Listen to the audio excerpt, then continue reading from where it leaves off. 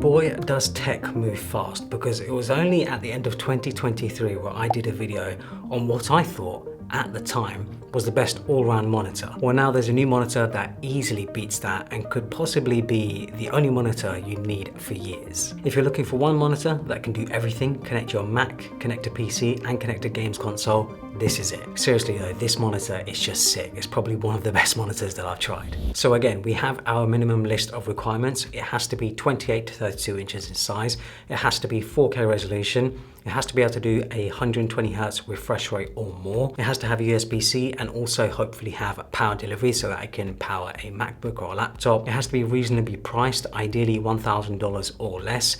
And a new requirement, it has to be OLED. Now that OLED is becoming more and more prominent in new monitors, I feel like it's one of those things that if you're looking for a new monitor, you've got to have it. The monitor that I've chosen and would recommend is this, the MSI 321URX. I actually came across this monitor completely by accident. I didn't even know it existed, but as soon as I saw the spec sheet, it ticked every box. In the box, we have the monitor arm and a stand. We also have a HDMI cable, USB cable for the built-in hub, and a 3-pin power connector. Thankfully, there is no external power brick. It's all housed in the monitor, which is nice to see. Putting it together is super easy, no screws required.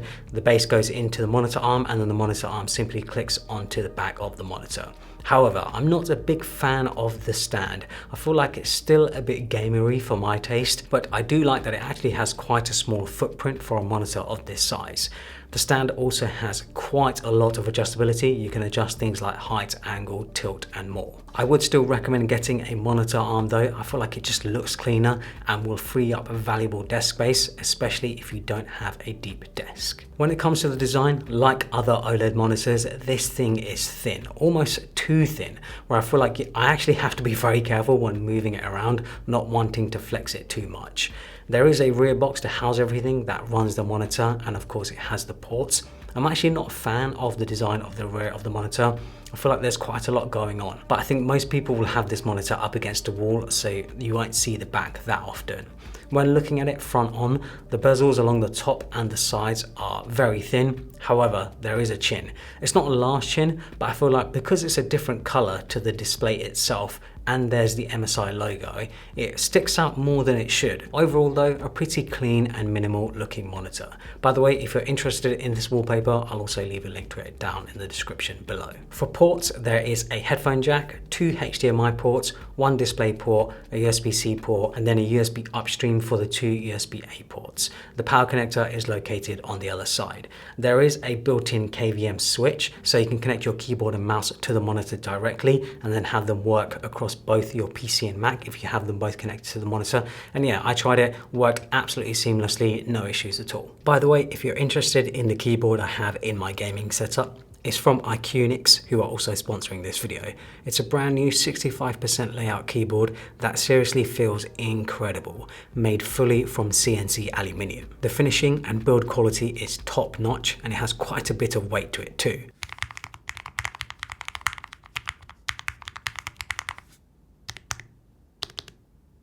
My favorite part of the keyboard is the multimedia controls. There's a volume dial and 4 customizable buttons which you can customize on VIA. I use these a lot for music control whilst I'm gaming.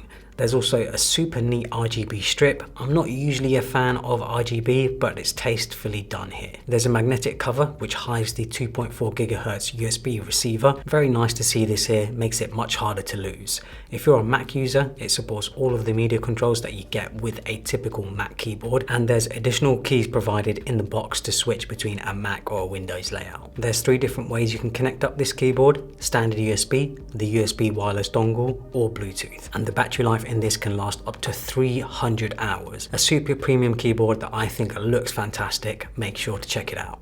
Bear in mind that this monitor has no speakers, so that might be a downside for some people, but I think most people are using external speakers or headphones because usually built-in speakers aren't that great.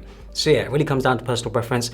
I don't really see it being that much of a big deal that there's no speakers. Located in the sensor on the back bottom are the controls. There's an on-off button, a joystick for the menu controls, and an assignable hotkey. However, I wish there was a remote. I wish manufacturers would include remotes with their monitors.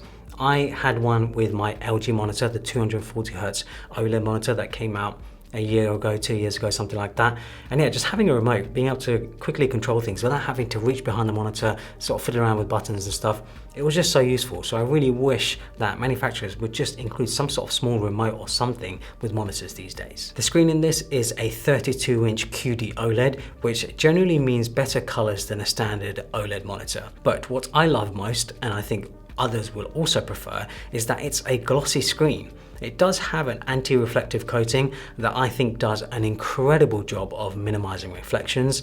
The glossy screen also just makes it look and feel a lot more expensive. Playing games, watching content, and the overall experience is just amazing, like so much better than even I expected. Especially because I've tried so many different monitors. If it wasn't for the 6K resolution on my Pro Display XDR, I would be switching to this monitor. Glossy monitors just need to be the norm from now on, I think. It seems as though the majority of people prefer it. And of course, when you have a glossy display, everything just looks a lot more contrasty and the colors pop a lot better. Naturally, like most OLED monitors, this monitor performs a lot better in dimly lit or dark rooms. If you want to have the deep blacks, especially when watching movies, watching in dark rooms makes for a much better experience. Now, a big issue with the OLED monitors, of course, is burn-in, but MSI do offer a 3-year warranty for any burn-in issues, which is very reassuring. If you plan to use it primarily for desktop use, pretty much nothing else, then naturally, over time, over an extended period of time,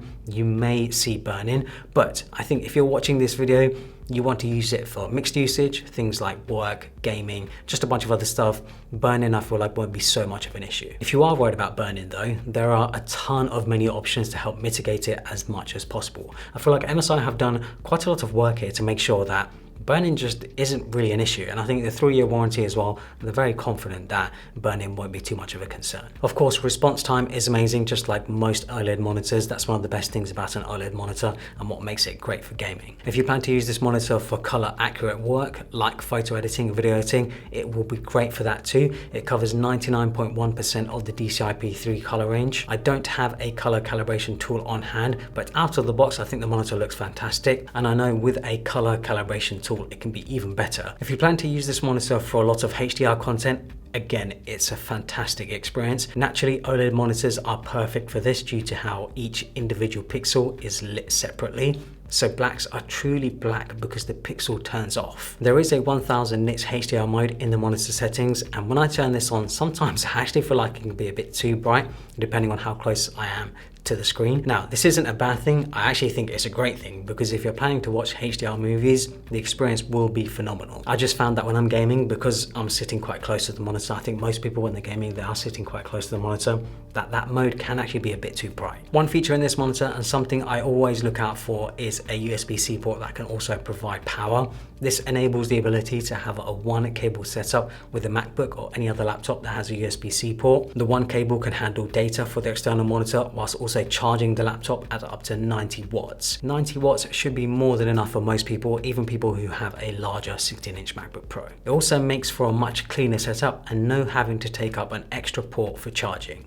And depending on your Mac, you should be able to get up to 120 Hz refresh rate at 4K no problem. I had no issues getting 4K at 120 Hz on my M2 MacBook Air and my MacBook Pro. It worked right away without me having to even adjust any settings. However, you will need a specific type of USB-C cable. Lots of people have asked me in the past, what USB-C cable am I using? I'll leave a link to the one that I'm using down in the description below. But please do make sure that you get this type of cable because it handles both the power and the data, which is very important. Of course, connecting up a PS5 is as expected. You get the full 4K at 120 Hz, and it also supports variable refresh rate. Again, the experience is fantastic. Everything just looks a lot more natural on an OLED display. My main use case though is for my PC. I'm heavy into PC gaming right now, particularly Overwatch 2. And with this display being 4K at 240 Hz, playing games on it is just sick. 240 Hz for me is the sweet spot. I know you can get faster refresh rates,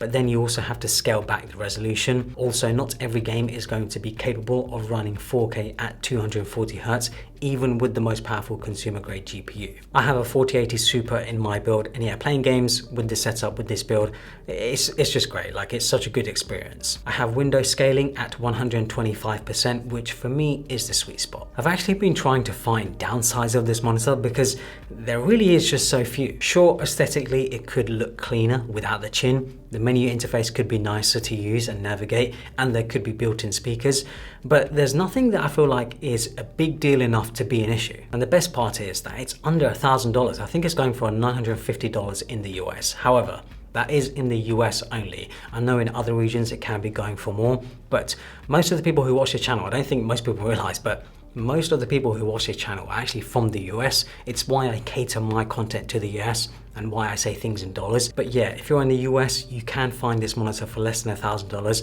And I think for that price, it is just an amazing deal. This really is one of the best monitors. If you're looking for one monitor that can do it all, connect up a Mac, connect up a games console, and a PC all at once, getting a fantastic experience across everything, this really is it. It makes for the perfect one monitor setup. Hopefully you guys enjoyed this video. I'll have a few more videos coming soon of my gaming setup and my PC build, so make sure to subscribe for those. Follow me on Instagram and Twitter, and subscribe for more.